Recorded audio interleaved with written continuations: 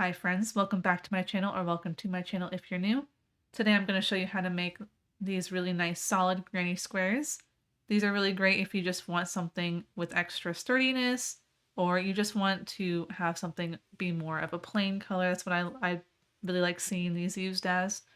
So I'm going to show you how to make a solid granny square. These granny squares are definitely beginner friendly. If you feel a little bit intimidated by the regular granny squares, you can also give this a try. It'll help you get used to doing double crochets and turning chains, but it's a really great beginner project as well. So let's go ahead and get started. To make your solid granny square, you're going to need some yarn. I'm just using a weight for worsted weight yarn. This is just 100% acrylic. You will also need a crochet hook. I'm using a 5.5, but that's because I crochet pretty tight. For this, you could probably use a 5mm, a tapestry needle to weave in your ends at the very end, and a pair of scissors. And let's go ahead and get started. To start, I'm going to make a magic ring. So if you don't know how to do that, you're going to take your yarn, place it in between your fingers like this, wrap your yarn around. I'm going to come back up through where I'm holding my end piece. I'm going to make an X facing towards me. I'm going to turn my hand, grab this piece with my pinky finger. So I should have my yarn parallel to me on top and an X on the bottom. I'll take my crochet hook, insert my hook underneath the first piece of yarn here. I'm going to grab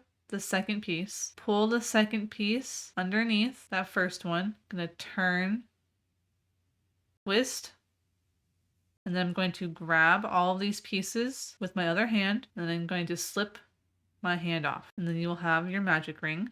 It's a little bit fiddly, but go ahead and grab all those pieces, and there you go. Now I'm going to chain 3.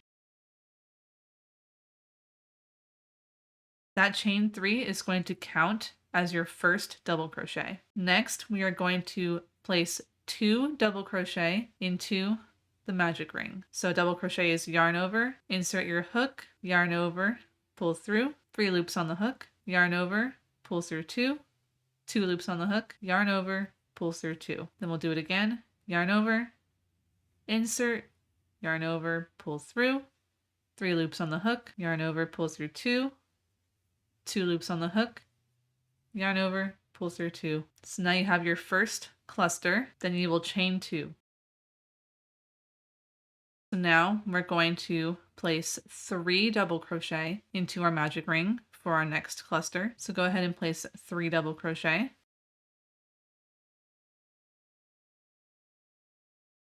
So there's 3, and then chain 2.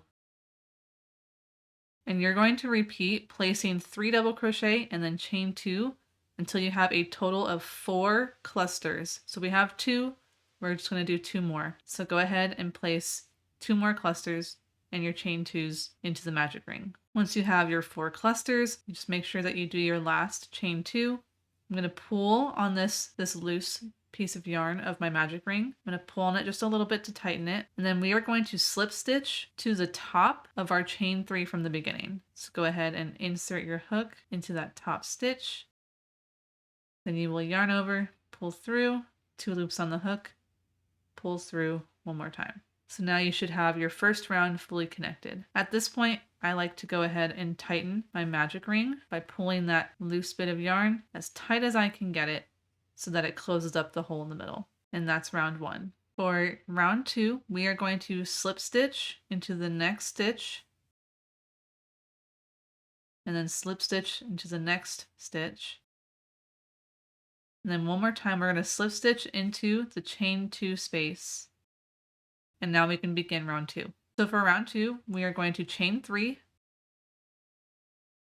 and that counts as our first double crochet. Then we are going to place 1 double crochet into that chain 2 space. Chain 2, and place 2 more double crochet into that chain 2 space. Now we are going to work into the 3 double crochet from the previous round here. Those are each a stitch, so we're going to place 1 double crochet into each of those stitches for a total of 3.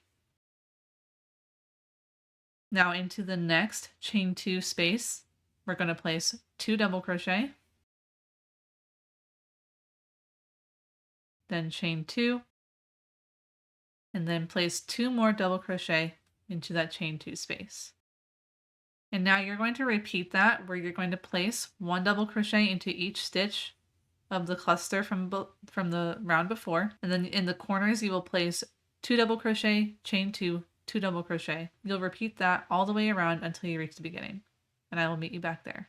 Once you've made it back around, go ahead and slip stitch to the top of that chain 3 from the beginning, and then go ahead and slip stitch until you reach your next chain 2 space. So you will slip stitch into the next space and then slip stitch into the chain 2 space. And that is round 2. For round 3, go ahead and chain 3, and that counts as your first double crochet. Then go ahead and place 1 double crochet into the chain 2 space, chain 2, and into the same chain 2 space, place 2 more double crochet. And now, just like before, we're going to be placing 1 double crochet into each of the stitches across all the way until we reach the next chain space. So go ahead and do that, and I will meet you back at the chain space. Once you've reached your next chain space, go ahead and put 2 double crochets into that space, chain 2, and then place 2 more double crochets into that space. And you are going to repeat that same thing all the way around, where you place 1 double crochet into each stitch in between the spaces, and then into the spaces you'll place 2 double crochet, chain 2, 2 double crochet, and you'll repeat that all the way around until you reach the beginning, and I will meet you back there. Once you've gone all the way around, go ahead and slip stitch to the top of your chain 3 from the beginning, and then again you'll slip stitch into the next stitch, and then slip stitch into the next chain space, and that is round 3. So for round 4, we're going to be doing the same thing that we've been doing. Go ahead and chain 3, and that will count as your first double crochet. Place 1 double crochet into the chain 2 space, chain 2, go ahead and place 2 more double crochet into that chain 2 space, and then go ahead and place 1 double crochet into each of the stitches all the way down until you reach the next chain 2 space. Once you get to the next chain 2 space, place 2 double crochet, chain 2, and then 2 more double crochet into that same space. And then continue with placing 1 double crochet into each stitch all the way to the next chain 2 space, and then in the chain 2 space place 2 double crochet, chain 2, 2 double crochet. Continue that all the way around until you reach the beginning, and I will meet you back here.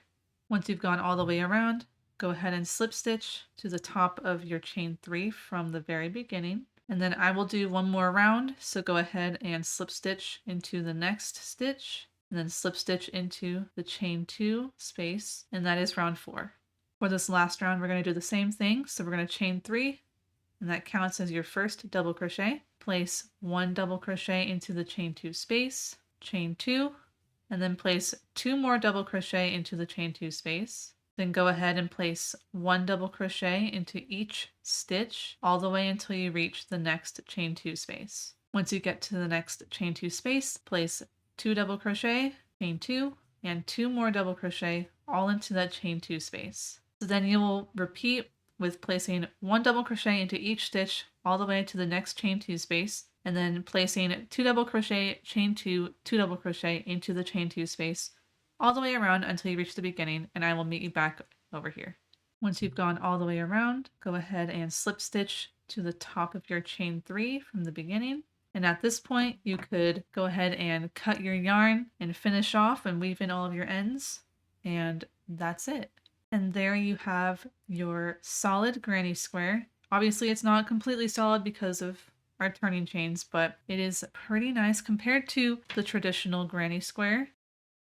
It is really nice if you are wanting to make a bag that you don't want anything to fall out of, anything like that. And you can attach your solid granny squares the same way that you do with regular granny squares. I really like making these. They're super fun and just provide a little bit of extra support. I hope that you guys enjoyed this video. Let me know your thoughts down below. Let me know what project you're working on to make these solid granny squares. I would love to know. If you haven't subscribed already, go ahead and do so. If you'd like to be notified whenever I post a new tutorial, go ahead and click that bell icon. If you like this video, like it. If you disliked it, dislike it. And I will see you guys in the next video. Bye everyone.